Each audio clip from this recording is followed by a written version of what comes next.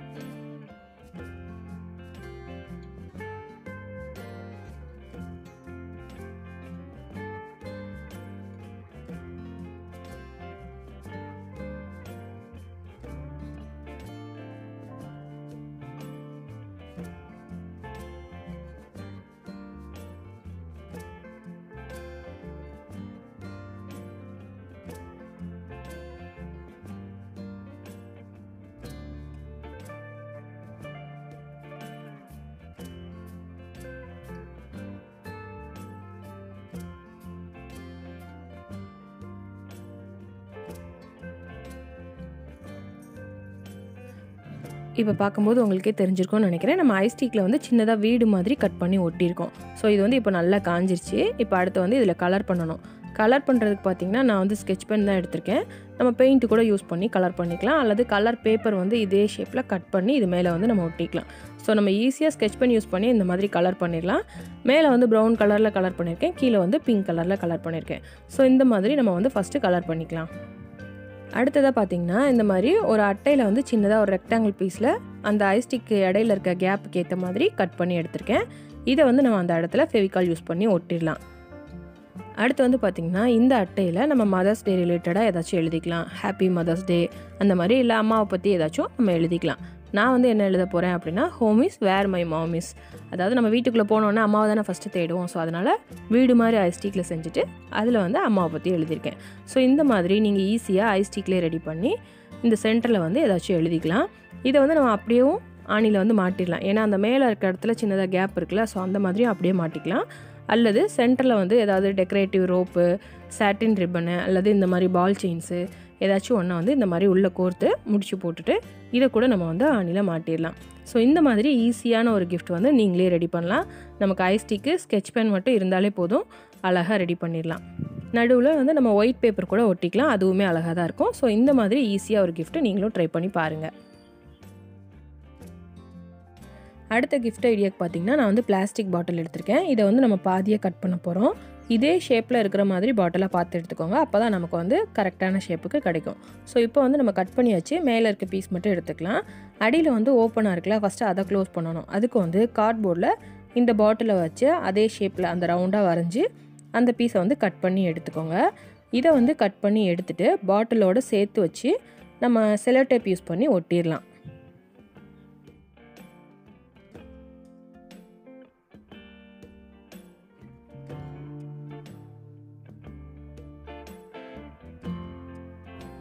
இந்த மாதிரி நம்ம ஒட்டினதுக்கு அப்புறமா இது மேலே வந்து நம்ம ஸ்ட்ரைட்டாக அப்படியே பெயிண்ட் பண்ண முடியாது. ஏன்னா அந்த அளவுக்கு பெயிண்ட் வந்து நல்லா நிற்காது. ஸோ அதனால் மேலே வந்து ஃபஸ்ட்டு நம்ம டிஷ்யூ பேப்பர் யூஸ் பண்ணி ஒட்ட போகிறோம். ஸோ அதுக்கு வந்து இந்த டிஷ்யூ பேப்பரை சின்ன சின்னதாக கட் பண்ணிக்கோங்க.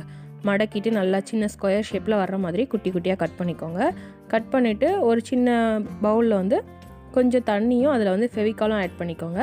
ரொம்ப தண்ணி ஆட் பண்ணிடக்கூடாது, கொஞ்சம் திக்காக இருக்கிற மாதிரி ஆட் பண்ணிக்கோங்க. ஃபெவிகால் எடுத்துகிட்டு லைட்டாக கொஞ்சம் தண்ணியை மிக்ஸ் பண்ணி இந்த மாதிரி எடுத்துக்கோங்க. இதை வந்து டிஷ்யூ பேப்பரை அந்த பாட்டில் மேலே வச்சு நம்ம லைட்டாக அப்ளை பண்ணும்போது அப்படியே அந்த டிஷ்யூ பேப்பர் வந்து பாட்டிலோடு சேர்ந்து ஒட்டிக்கும். ஸோ அந்த பாட்டில் ஃபுல்லுமே நம்ம வந்து டிஷ்யூ பேப்பர் யூஸ் பண்ணி இப்போ வந்து கவர் பண்ணிடலாம்.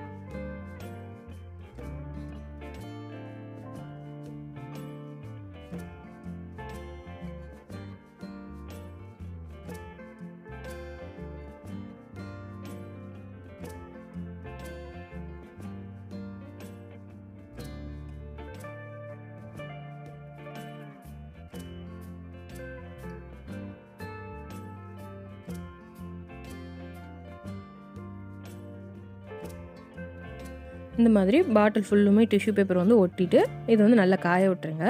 காஞ்சதுக்கு அப்புறமா எடுத்துக்கோங்க. இதில் வந்து நம்ம பெயிண்ட் பண்ண போகிறோம். ஸோ பெயிண்ட்டுக்கு வந்து பார்த்திங்கன்னா மேலே வந்து அந்த பாட்டிலோட ஷேப் இருக்குல்ல, அந்த இடத்துல வந்து நம்ம ப்ரௌன் கலரில் பெயிண்ட் பண்ணிக்கலாம். கீழே வந்து உங்களுக்கு என்ன கலர் பிடிக்குதோ அந்த கலரில் பெயிண்ட் பண்ணலாம். நான் வந்து க்ரீன் கலரில் பெயிண்ட் பண்ணுறேன்.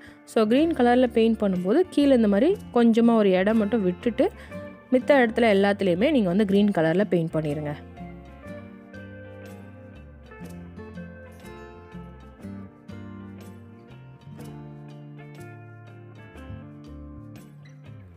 இப்போ வந்து நம்ம கேப் விட்டோம்ல, அந்த இடத்துல வந்து நான் எல்லோ கலரில் பெயிண்ட் பண்ண போகிறேன். ஸோ நம்ம வந்து என்ன மாதிரி பெயிண்ட் பண்ணிகிட்ருக்கோம் அப்படின்னு கண்டுபிடிச்சிருப்பீங்கன்னு நினைக்கிறேன். இதுவுமே ஒரு சின்ன அழகான வீடு மாதிரி தான் நம்ம வந்து பெயிண்ட் பண்ணிகிட்ருக்கோம். ஸோ இந்த மாதிரி உங்களுக்கு பிடிச்ச கலரில் இதை வந்து ஃபஸ்ட்டு பெயிண்ட் பண்ணிக்கோங்க. அடுத்து வந்து பார்த்திங்கன்னா இதோட சென்டரில் வந்து பால் செயின்ஸ் ஒட்டி டெக்கரேட் பண்ணலாம் அப்படின்னு சொல்லி நான் ஃபெவிகால் அப்ளை பண்ணுறேன். இது வந்து ஆப்ஷனல் தான். நீங்கள் வந்து டெக்கரேட் பண்ணனாலும் பண்ணலாம், அல்லது நம்ம அப்படியே கூட இதை வந்து யூஸ் பண்ணிக்கலாம். இப்போ வந்து நான் அந்த சென்டரில் பால் செயின்ஸ் ஒட்டுறேன். அடுத்து வந்து அந்த வாசல் பக்கத்தில் ரெட் கலரில் ஹார்ட் இருக்க மாதிரி சின்னதாக பெயிண்ட் பண்ணியிருக்கேன். ஸோ நம்மளோட க்ரியேட்டிவிட்டியை பொறுத்து இது எப்படி வேணால் நம்ம வந்து டிசைன் பண்ணிக்கலாம். அடுத்து வந்து பார்த்திங்கன்னா சின்னதாக ஒரு அட்டையில் வந்து வீடு மாதிரி கட் பண்ணி எடுத்திருக்கேன். சென்டரில் ஒரு ஓட்டை போட்டிருக்கேன். ஸோ இதுலேயுமே நம்ம மதர்ஸ் டே ரிலேட்டடாக ஏதாச்சும் எழுதிக்கலாம். நான் வந்து ஐ லவ் மை மாம்னு எழுதியிருக்கேன். இந்த மாதிரி ஏதாச்சும் எழுதிட்டு நம்ம வந்து டெக்கரேட்டிவ் ரோப்போ சாட்டின் ரிப்பனோ ஏதாச்சும் ஒன்று விட்டு இந்த மாதிரி கோர்த்துக்கலாம். இதை வந்து முடிச்சு போட்டுட்டு அந்த பாட்டிலில் வந்து இதை வந்து மாட்டிடலாம். பாட்டிலில் அழகாக மேலே வந்து தொங்குற மாதிரி நம்ம வந்து இதை செட் பண்ணிடலாம். இந்த பாட்டிலை வந்து நம்ம பென் ஸ்டாண்டாவோ அல்லது ஸ்பூன் ஸ்டாண்டு இந்த மாதிரி எதுனாலும் போட்டு வைக்கிறதுக்கு யூஸ் பண்ணிக்கலாம். இதில் வந்து நான் ஸ்ட்ராலாம் போட்டு வச்சு காமிச்சிருக்கேன். ஸோ இந்த மாதிரி ஏதாச்சும் போட்டு வைக்கிறதுக்கு நம்ம இது யூஸ் பண்ணிக்கலாம். ஸோ இந்த மாதிரி ஈஸியாக நீங்கள் வந்து மதர்ஸ் டேக்கு கிஃப்ட் செஞ்சு பார்க்கலாம். ஆல்ரெடி போஸ்ட் பண்ண கிஃப்ட் ஐடியாஸ் வீடியோஸோட லிங்க் எல்லாமே டிஸ்கிரிப்ஷனில் இருக்குது, செக் பண்ணி பாருங்கள். அடுத்து வந்து நம்ம சேனலோட சப்ஸ்கிரைபர் கிராஃப்ட் வந்து பார்க்கலாம்.